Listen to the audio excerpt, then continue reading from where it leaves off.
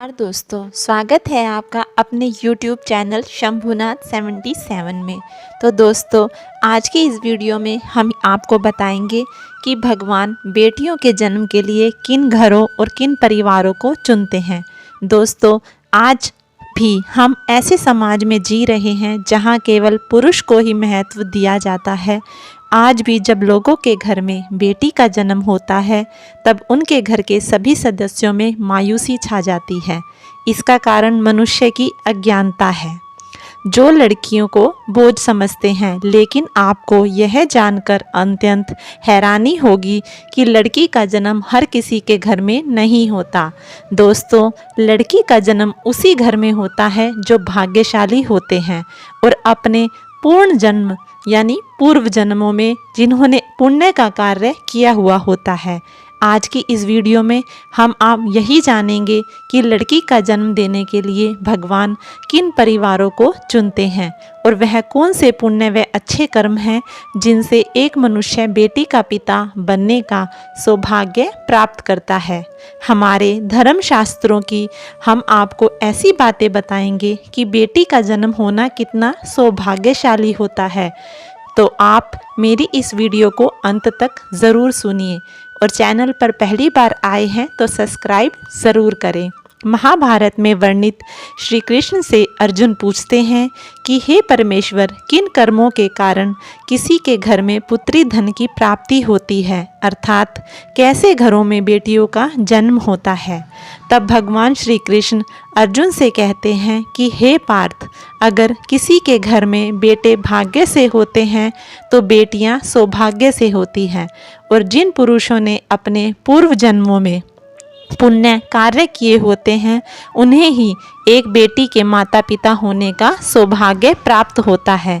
इतना ही नहीं, बेटियों के जन्म के लिए उन परिवारों को चुना जाता है जो बेटियों का भार सहन कर सके, क्योंकि तीनों लोकों में बेटी स्त्री ही ऐसी होती है जिनका भार हर कोई सहन नहीं कर सकता। बेटियों की एक ऐसी धन होते हैं जो घर वालों को वे अपने खुशी के लिए अपना सब कुछ लौटा देती हैं।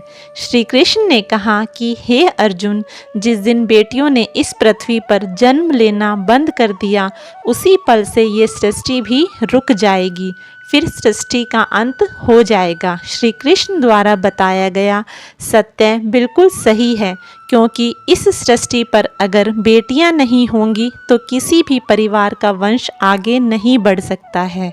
आपने सुना ही होगा, जिस घर में बेटी का जन्म होता है वह परिवार स्वर्ग के समान होता है, क्योंकि बेटा एक कुल का नाम आगे बढ़ाता है लेकिन बेटी दो कुलों को रोशन करती है।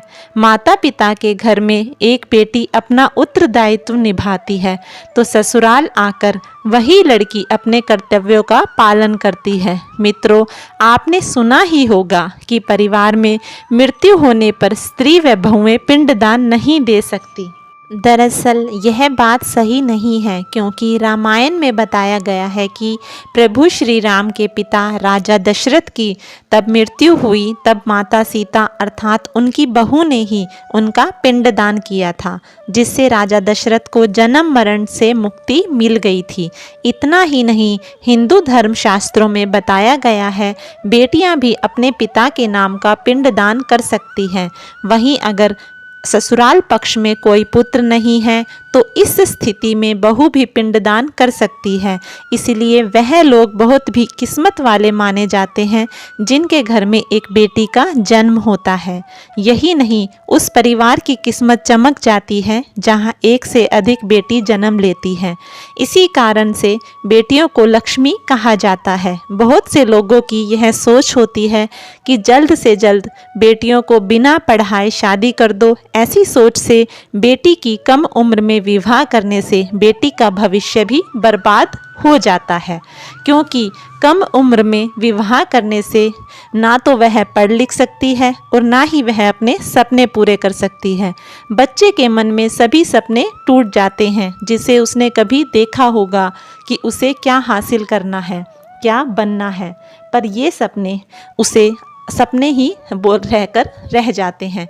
इसीलिए अपनी बेटियों को वो सभी अवसर दे जिसे वह अपने सभी सपने पूरे कर सके।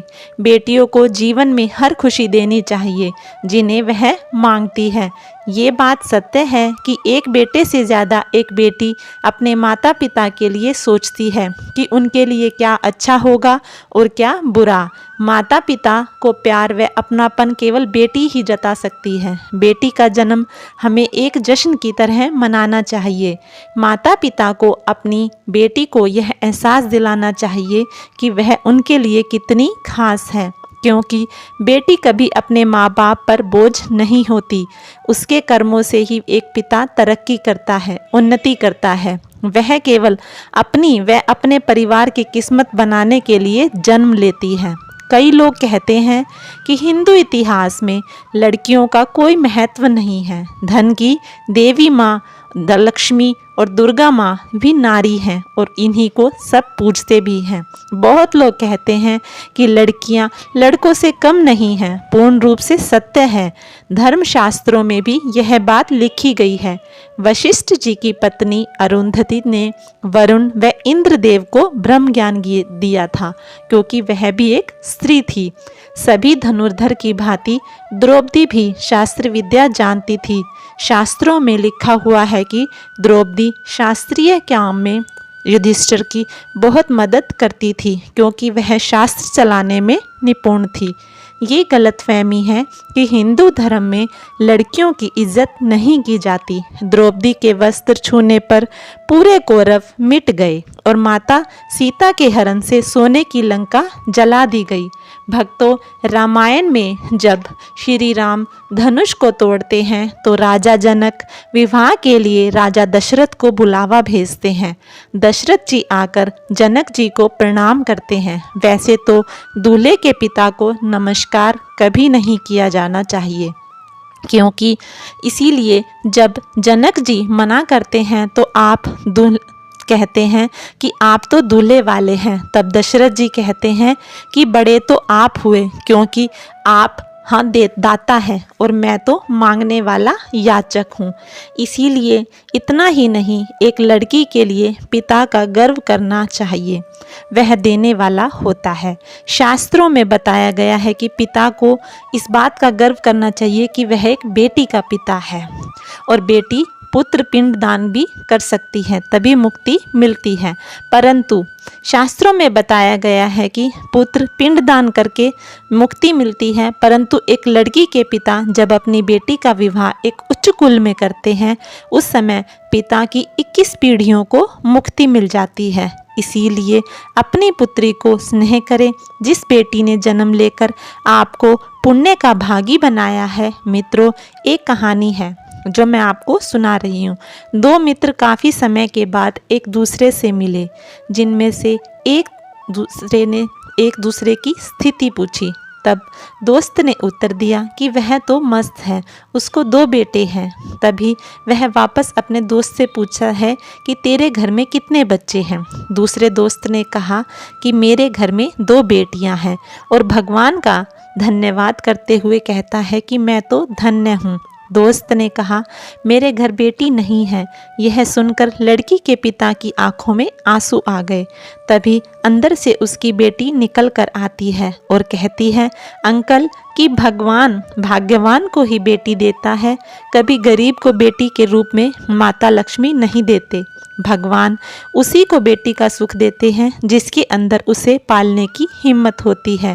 एक बार स्वामी विवेकानंद वैष्णो देवी की सीढ़ियाँ चढ़ रहे थे।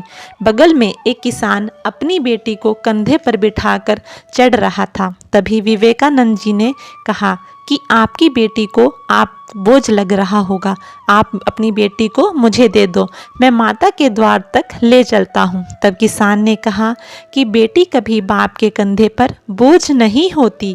बेटी अगर आपके कंधे पर बोझ होती है तो वह दुख दर्द सब सहन कर लेती है। बेटियां कभी पैसे की लालची नहीं होती, वह केवल मान सम्मान की ही भूखी होती है। दोस्तों, अब आप यह सोच रहे होंगे कि किन कर्मों से हमें बेटी प्राप्त होती है। तो दोस्तों गरुड़ पुराण में लिखा हुआ है, यदि व्यक्ति अपने माता पिता की सेवा व पुण्य के काम करता है, गरीबों की सहायता करता है, स्त्रियों को सम्मान करता है, उसे भगवान बेटी का सुख देते हैं, वही भाग्यशाली माना जाता है। तो दोस्तों गरुड़ पुराण की यह उपदेशभरी बातें आपको अच्छी लगे तो चैनल को सब्सक्राइब ज़रूर करें। धन्यवाद।